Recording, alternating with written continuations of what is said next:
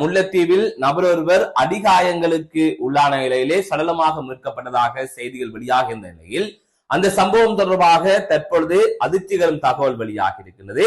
அந்த நபரை நான் தான் அடித்து கொலை செய்தேன் என்று நபரொருவர் ஒப்புக்கொண்டிருக்கின்றார். அதன் தொடர்ச்சியாக அவர் வெளியிட்டிருக்கின்ற காரணமும் அதிர்வலைகளை ஏற்படுத்தி இருக்கின்றது. அது தொடர்பாகவும் விரிவாக பார்க்க இருக்கின்றோம். மற்றொரு செய்தியாக யாழ்ப்பாணத்தில் மகள் வைத்த தீ வீட்டுக்குள் பரவியதை தொடர்ந்து தாய் தீயிலிருந்து உயிரிழந்திருப்பதாக தெரிவிக்கப்பட்டிருக்கிறது. அது தொடர்பான செய்தியும் வெளிவந்திருக்கின்றது. அது தவிர கத்தார் நாட்டில் மட்டக்களப்பை சேர்ந்த தமிழ் இளைஞன் விபத்தில் உயிரிழந்திருப்பதாக ஒரு செய்தி வெளியாகி பெரும் சோகத்தை ஏற்படுத்தி இருக்கின்றது.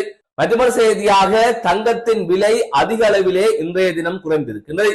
20,000 ரூபாய் வரை தங்கத்தின் விலை குறைந்திருப்பதாக செய்திகள் வெளியாகி இருக்கின்றது. இவை தொடர்பாகத்தான் இந்த தொகுப்பிலே விரிவாக பார்க்க இருக்கின்றோம். முல்லைத்தீவு ஒட்டி சுட்டான் கரடி புலவு எனப்படுகின்ற பகுதியிலே நாகராஜா எனப்படுகின்ற 41 வயதுடைய நபர் ஒருவர் அடிகாயங்களுக்குள்ளான நிலையில் சடலமாக மீட்கப்பட்டிருந்தார். அவர் சடலமாக இனங்காணப்பட்ட அந்த இடத்திலே துவிச்சக்கர வண்டி ஒன்றும் மீட்கப்பட்டதாக தெரிவிக்கப்பட்டிருந்தது. இது தொடர்பான செய்தியை நாங்கள் நேற்றைய தினம் பார்த்திருந்தோம். அதாவது இவ்வாறு அடிகாயங்களுக்குள்ளான நிலையில் முக்கியமாக தலையிலே அடிகாயம் ஏற்பட்டிருக்கின்றது. இவ்வாறு அடிகாயங்களுக்குள்ளான நிலையிலே அவர் சடலமாக மீட்கப்பட்டிருக்கின்றார். இது கொலையா அல்லது என்ன நடந்தது என்கிற விசாரணைகளை போலீசார் மேற்கொண்டு வருகின்றார்கள் என்று நேற்று வெளியிட்ட செய்தியிலே சுட்டிக்காட்டியிருந்தேன். இந்நிலையில் அது தொடர்பாக தற்பொழுது பல தகவல்கள் வெளிவந்திருக்கின்றது. கடந்த 27ஆம் தேதி இரவு குறித்த நபர் தனிமையில் வாழ்ந்து வருகின்ற நிலையிலே கடையொன்றுக்கு சென்று உணவை வாங்கிக் கொண்டு அவர் தங்கியிருக்கின்ற இடத்திற்கு திரும்பி சென்று கொண்டிருந்த போதுதான் இந்த சம்பவம் பதிவானதாகவும் தொடர்ச்சியாக இந்த சம்பவம் தொடர்பாக சந்தேகத்தின் அடிப்படையில் உயிரிழந்த அந்த நபரின் உறவினர் ஒருவர் கைது செய்யப்பட்டதாகவும் அவருடைய வயது 30 என்றும் தெரிவிக்கப்பட்டிருக்கிறது.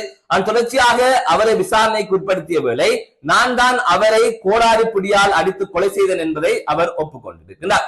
குறித்த உயிரிழந்த நபர் அவருடைய மகளை கொலை செய்ய போவதாக மிரட்டியதாகவும் அதன் தொடர்ச்சியாகத்தான் இவ்வாறு தான் தாக்கியதாகவும் அந்த நபர் போலீஸ் விசாரணையிலே தெரிவித்ததாக தற்பொழுது செய்திகள் வெளிவந்திருக்கிறது. இந்த சம்பவமும் பெரும் அதிர்ச்சியை ஏற்படுத்தி இருக்கிறது. மற்றொரு செய்தியாக ஜாலிலே மகள் மூட்டிய தீயினால் தாய் உயிரிழந்த சம்பவம் பெரும் அதிர்ச்சியை ஏற்படுத்தி இருக்கின்றது. இந்த சம்பவத்தில் அரியாலையைச் சேர்ந்த 81 வயதுடைய பரமேஸ்வரி எனப்படுகின்ற பெண்ணே உயிரிழந்திருப்பதாக கூறப்படுகின்றது. குறித்த வீட்டிலே மகளும் தாயும் இருந்த நிலையில் மகள் வீட்டுக்கு வெளியிலே குப்பைக்கு தீயை வைத்துவிட்டு வீட்டை பூட்டி விட்டு வெளியிலே சென்றிருக்கின்றார்.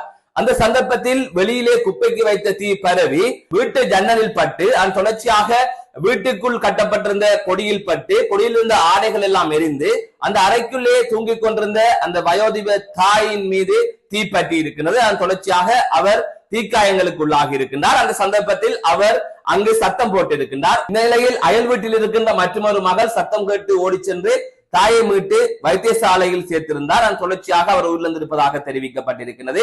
அது தவிர வீட்டு கூரையின் மரங்களிலும் தீ பரவி இருப்பதாக தெரிவிக்கப்பட்டிருக்கிறது.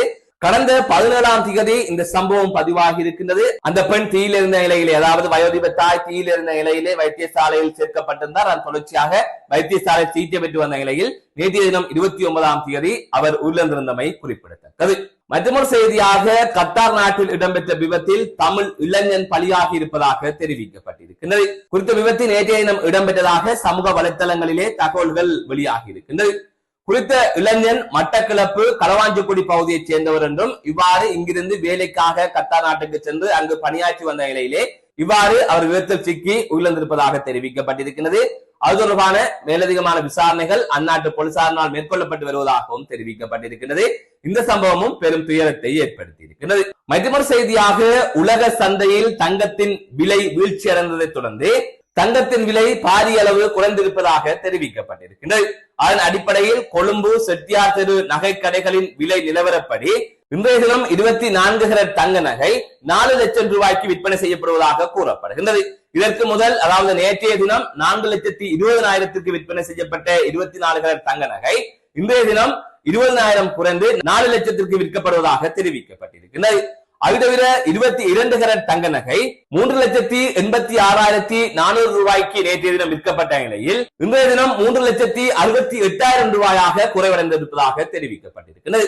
எனவே சமீப காலமாக தங்கத்தின் விலையில் கடும் ஏற்றம் இருந்த நிலையில் தற்பொழுது 24 கேரட் தங்க நகை 20,000 ரூபாயும் 22 கேரட் தங்க நகையும் விலை குறைந்திருப்பதாக தெரிவிக்கப்பட்டிருக்கிறது. நகை வாங்க இருப்பவர்களுக்கு சற்று நிம்மதி தரும் செய்தியாக இந்த செய்தி அமைந்திருக்கிறது. மீண்டும் ஒரு காணொலி சந்திக்கின்றேன். நான் நடராஜ் ஜெயகாந்தன்.